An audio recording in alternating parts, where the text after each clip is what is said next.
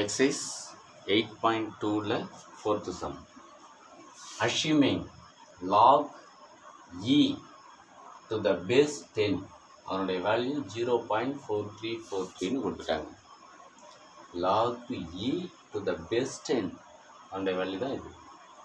Find an approximate value of log 1003 base 10.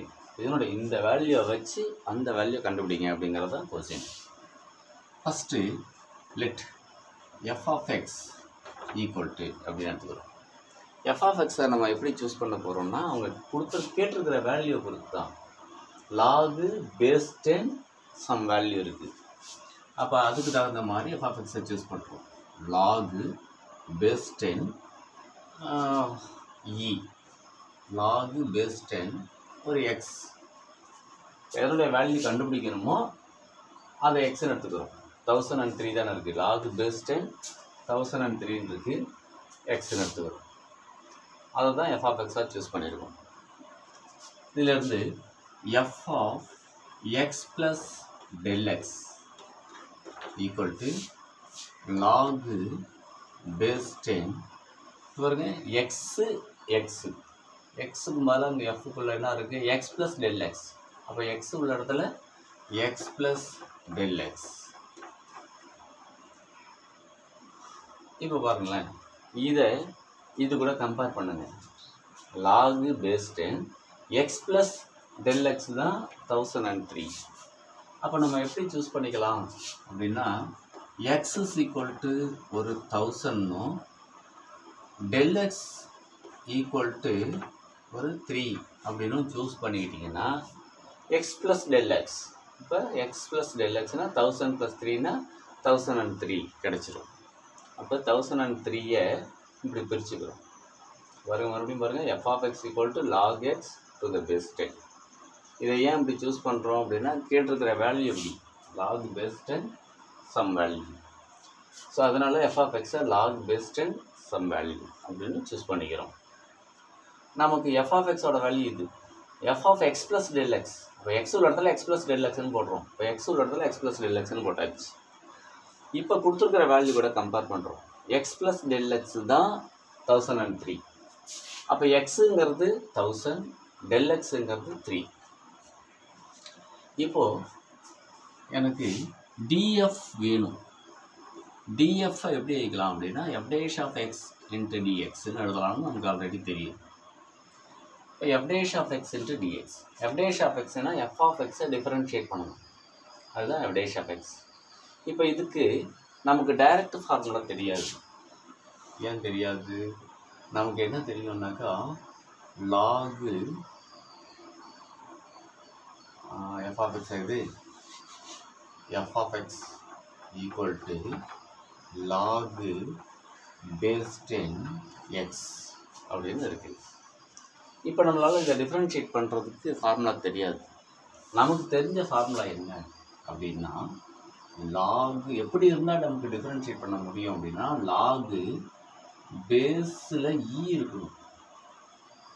Lock base 10 base இ இருந்தால் தான் நம்மளால் differentiate பண்ண தெரியும்.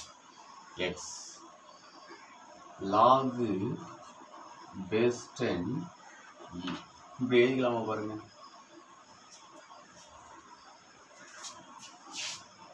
சேஞ்ச் ஆஃப் பேஸ் வரும். இங்கே பேஸில் இ இருக்குது, இங்கே இ மேலே இருக்குது. இப்போ இதுவும் கேன்சல் ஆகி லாகு எக்ஸ் பேஸ் 10 கிடைக்கும். அப்போ இதை இப்படி எழுதலாம் பிரித்து. நமக்கு எப்போதுமே பார்த்திங்கன்னா இந்த இ இன்னும் கேன்சல் ஆகணும். அப்போ மீதி எக்ஸு பேஸ் 10 கிடைக்கும். எக்ஸு பேஸ் 10 கிடைக்கும். அப்போ இதை இப்படி பிரித்து எழுதிக்கலாம். இதுதான் எஃப் ஆஃப் எக்ஸோட வேல்யூ.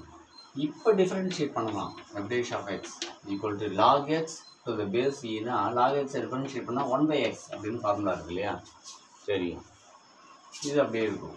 லாக் பேஸ் 10 இ. எதுக்காக இந்த மாதிரி பிரித்து எழுதுகிறோன்னா நமக்கு எஃப் டேஷ் ஆஃப் எக்ஸ் வேணும். அப்போ இதை டிஃப்ரென்ஷியேட் பண்ணணும். இதை டைரெக்டாக டிஃப்ரென்ஷியேட் பண்ண முடியாது. அதனால் இதை பிரித்து எழுதிக்கிறோம். லாகு நமக்கு பேஸில் இ வேணும். அப்போ தான் டிஃப்ரென்ஷியேட் பண்ண தெரியும். log base e x log base 10 e அப்படின்னா இது ரெண்டும் சேஞ்ச் ஆஃப் பேஸ் ரூல் படி சேர்த்திங்கனாக்கா இந்த பேஸில் உள்ள ஈயும் இந்த ஈயும் கேன்சல் ஆகிடும். ரிமைனிங் எக்ஸ் பேஸ் 10 கிடைக்கும். அப்போ இதை இப்படி பிரித்து எழுதிக்கிட்டோம். இப்போ டிஃபரன்ஷியேட் பண்ணுறோம். எஃப் ஆஃப் எக்ஸை டிஃபரன்ஷியேட் பண்ணால் f dash of x log x base e. இப்போ இதுக்கு டிஃபரன்ஷியேஷன் ஃபார்முலா தெரியும். டிஃபரன்ஷியேட் பண்ணால் லாக் எக்ஸை டிஃபரன்ஷியேட் பண்ணால் 1/x. இந்த வேல்யூ அப்படியே இருக்குது. அதை எடுத்து இதில் சப்ஸ்டிட் பண்ணிடலாம். Equal to f dash of எக்ஸோட value 1/x into log base 10 e into dx equal to 1/x எப்படி சூஸ் பண்ணியிருக்கோம் 1000 log base 10 e ஓட வேல்யூ கொடுத்துட்டாங்க வருங்க 0.4343 கொடுத்துட்டாங்க into dx. dx is equal to approximately equal to del x. del x and dx equal தான். இப்போ dx பதிலாக del x equal to 3 போட்டுக்கலாம். equal to அடுத்து மல்டிப்ளை பண்ணுங்க 9.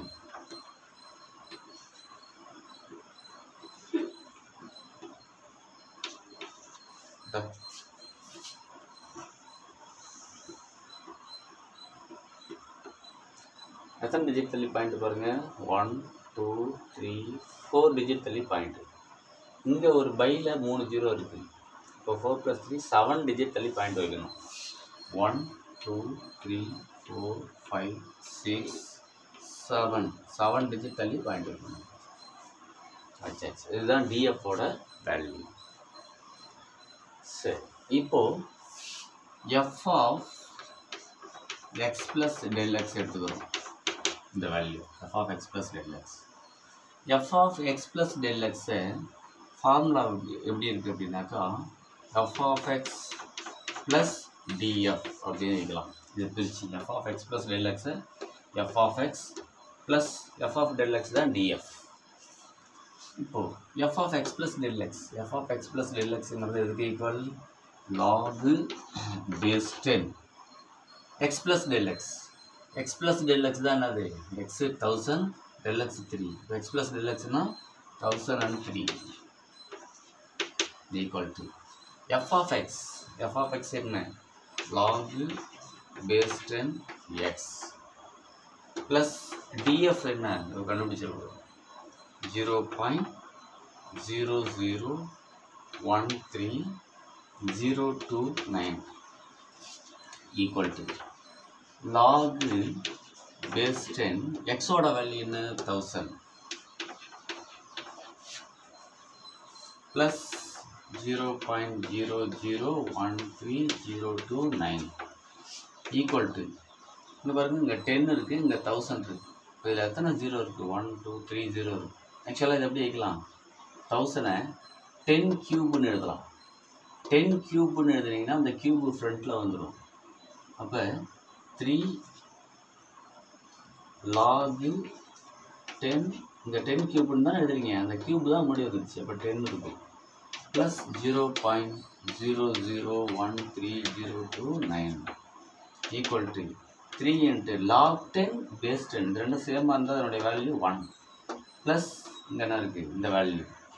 அப்போ இதனுடைய வேல்யூ 3 இதனுடைய வேல்யூ 1 3 into 1 3 அது கூட இதை ப்ளஸ் பண்ணிங்க அப்படின்னா கிடைக்கும் 3.0013029 இந்த ஆன்சர்.